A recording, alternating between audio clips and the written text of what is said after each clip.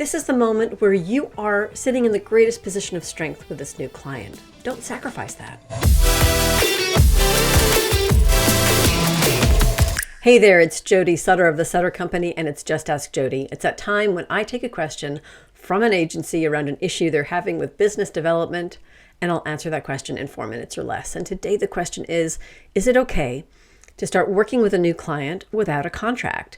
And the answer is easy. The answer is no. It's not okay to start working with a new client without a contract. And I have a feeling you probably already knew what the answer was. I'll also admit that this answer is probably a little bit more, the question pertains probably more to contractual issues, legal issues, and for that you may actually want to talk to my good friend Sharon Torek, who's a fantastic attorney who specializes working with agencies. I'll include her information in the show notes below. But it is tied to new business because it describes that space in between when the client verbally says, yes, we want to work with you, we want to hire you, and the official start of the project, which is marked by an agreement and an initial payment.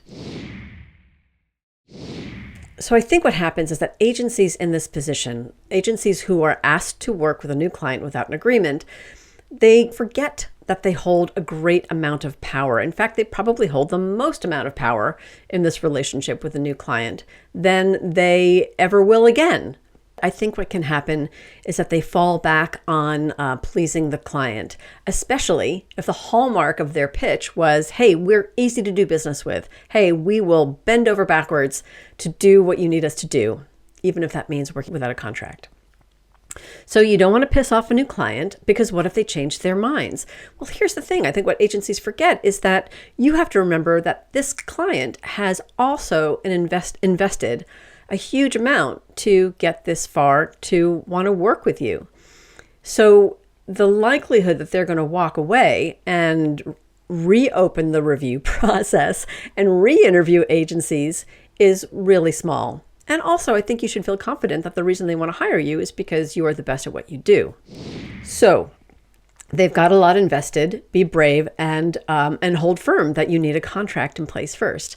Now, if they're part of an organization that makes it hard to get a contract negotiated and a payment approved, well, first of all, that's a red flag that you may want to consider. But second, by agreeing to work without the contract, you're only going to enable them to avoid what they must do. Ultimately, they must go through whatever arduous process it is to get that contract negotiated within their organization. So don't give them an excuse to delay. In the end, I think working without a contract, the only party that stands to lose is you. That's it for this Just Ask Jody. If you've got a question you'd like me to answer, then you can email that to me at jody@thesuttercompany.com. See you next time.